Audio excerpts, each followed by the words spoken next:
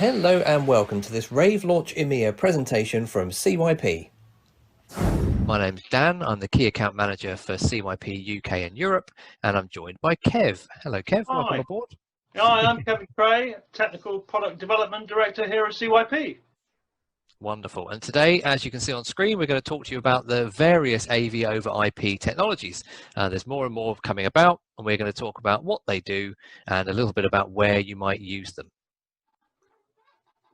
So at the moment then, we're basically looking at three different systems. They do have a lot in common, but they also have a lot of big differences. So this is the H.264 or HD265 HEVC, the high efficiency video coding system. You've then got our ASPEED 1 gig IP7000 system and the SDVoE 10 gig SDV system. So all three of them include the following. They're all based around similar ideas. So they all have the convergence of video, audio, power over Ethernet, unless it's fiber options, but most of the others then have the power over Ethernet and control signals, all of that over a single cable. And they would be based around a 1 gig or 10 gig network switch, again, depending on the system that we're talking about.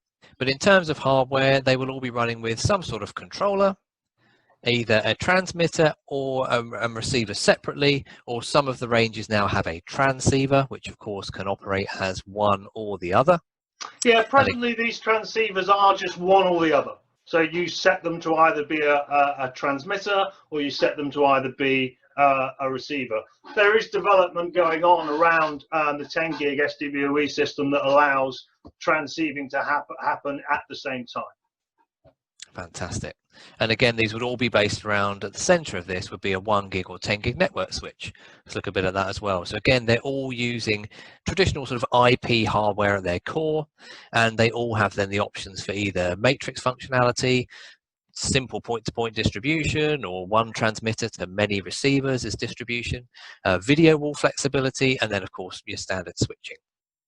And just looking here, they're all based around a simple control interface. So in this case, then it's the drag and drop. Your transmitters would be shown on the left-hand side of your screen, and the receivers would be shown on the right-hand side, and you simply drag your source to your screen. So again, really simple in terms of the interface. Absolutely.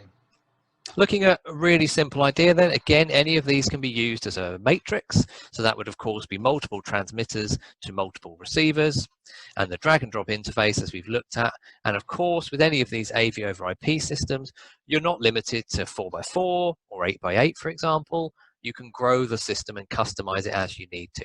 This is one of the key things about all the AV over IP technology, is that simple ability to, even post a job's completion, the simple ability to add an additional TX for an extra source, or add many additional RXs to add to the system, even later on in the life cycle of the system. Very, very easy. And of course, you don't have to have a fixed size. If it is a 3x17, well, that's no problem. You can have 3 transmitters and 17 receivers. Fixed framing going on. Exactly right. Yeah, increased flexibility across the whole range, which is great. But building up a matrix system, of course, as with any sort of matrix, you would have a selection of transmitters. Those would be connected, in this case, would be all connected into your network switch. That, of course, would then be feeding out to your receivers, various. This is all showing here on screen, just our 1 gig, our ASPEED solution.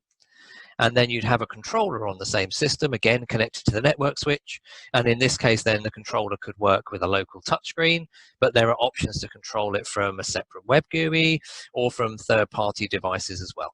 It's worth pointing out, I guess, that all the CYP controllers for this system have an HDMI output with a USB output that is designed for directly connecting to some form of touchscreen, so you can have very simple drag and drop interactive control from the actual physical controller hardware. So I'll let you go on to this bit, Kev, with some of the tech specs and things like that as we look through the differences. I mean, obviously here we've just got a bit of a chart of bandwidth, latency, and peak signal to noise ratio. So bandwidth, the bigger the number, the better it is. Latency, the lower the number, the better it is, and peak signal to noise, the bigger the number, the better it is. So you can see there that we've circled the SDVoE. So the SDVoE, this is your 10 gigabits system. So it uses the higher grade network infrastructure, but it has the highest bandwidth, the lowest latency, and the greatest peak signal to noise ratio. So if we move through those a little bit further and you go to the 1 gig system, this is based on an ASPEED chip that has a patented version of motion JPEG. And as you can see, it firmly sits in the middle. You know, it's not the best at anything, but it gives the best overall performance for the price for your buck. Exactly right. And then at the lower end, you've got the H.265, 264. Now, you know, this is, you can clearly see that this is the lower end of the spectrum, but it's very, very useful if you don't have much bandwidth or you've got a 1 gigabit network that needs to share with other users using the same network. This is where it becomes very useful. So although it's low bandwidth, not great latency, and not great peak signal to noise ratio, it really has its place, which we'll touch on as we go through today. We'll start from the bottom then and work our way up. So this is the H.264, H.265 system, the HEVC, and you'll see there this is physically based around a transceiver. So again, you would allocate that as either a transmitter or receiver in the system. Exactly right. As Kev touched on then, so it's a low bandwidth codec, which obviously is very better for reducing strain on your network, on your bandwidth. Closed network system design. You can direct stream from any of these as well. Do you want to quickly touch on that, Kev? That's a nice feature of these. This is one of the key advantages of using this system, is that as well as building your closed network matrix, like we saw earlier, it actually has the ability to directly stream out to the wider world at the same time. So you can use real-time streaming protocol to actually stream the device out and give everybody a stream key where they can just log on. So not only people in your closed network can view what you want them to do, but actually you can directly stream out to the wider world as well. So anybody in your corporation or you want to allow access to it can be given a key. Using a standard media player like VLC or something, you can access the stream and view it remotely as well. A really great advantage of this system.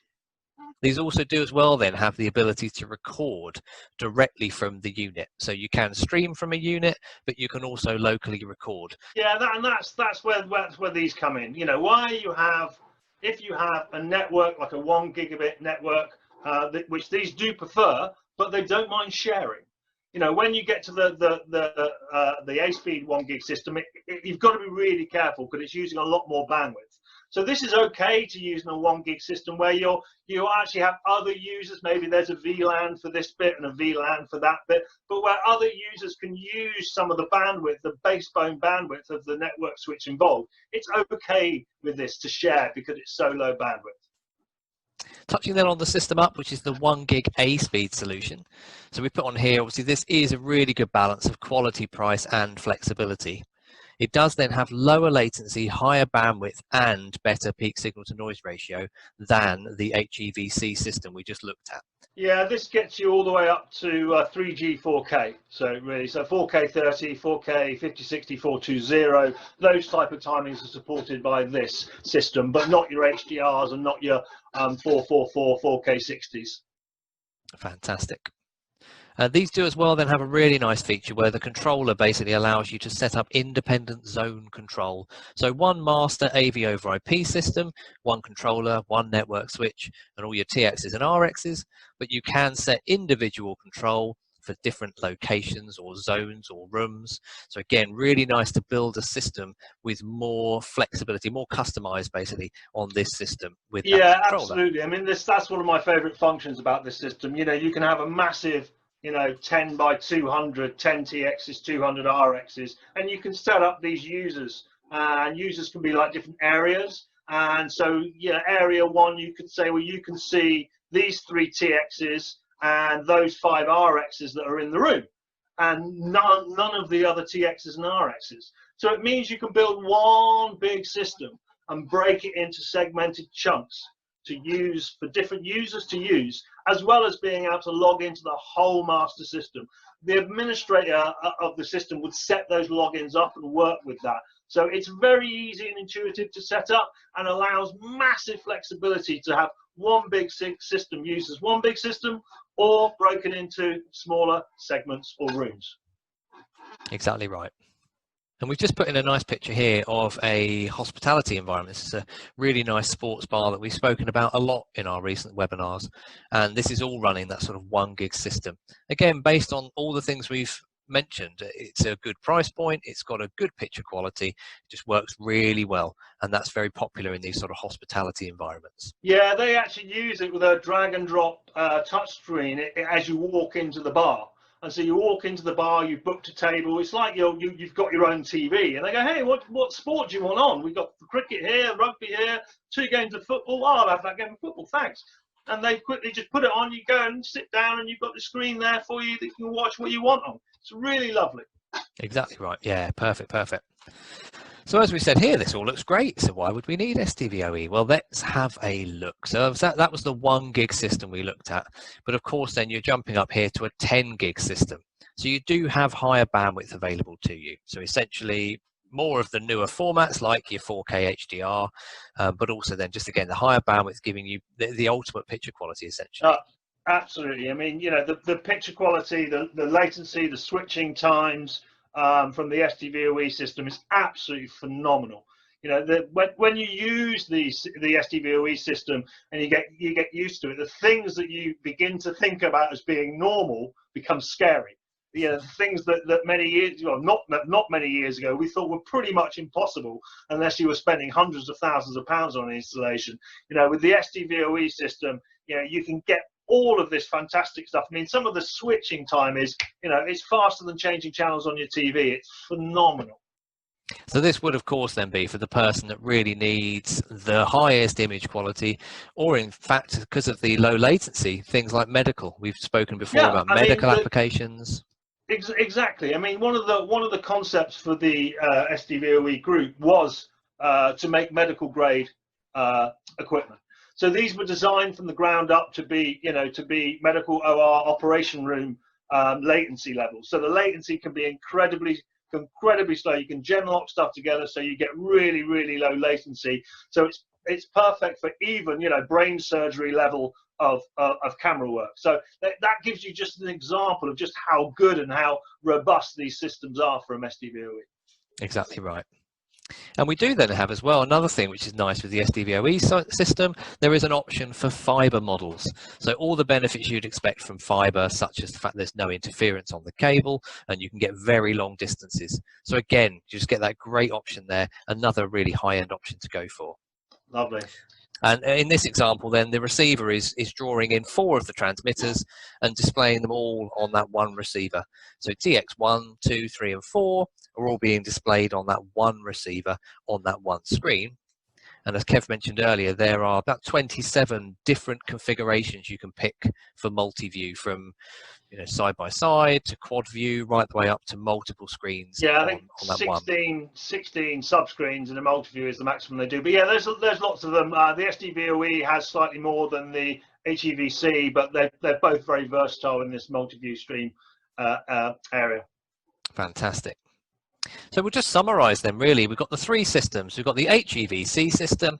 So again, large, cost-effective systems where low bandwidth will allow for a bigger system size, or maybe, as we said, for a slightly older cabling infrastructure. And of course, the ability to stream directly from any of those transceivers. You then jump up to the ASPEED 1 gig solution. So as we said, it's a balance of quality, price, and flexibility. It sits firmly in the middle of all the features versus quality, etc. And again, it does have those user logins for independent zone control. So again, that's a really nice, brilliant, exactly right. And then, of course, you've got your 10 gig SDVoE system with the highest bandwidth of all the ones we've looked at, the lowest compression, so of course then the best picture quality overall, the lowest latency as well. So of course, really, as you can hear here, it's all the best things.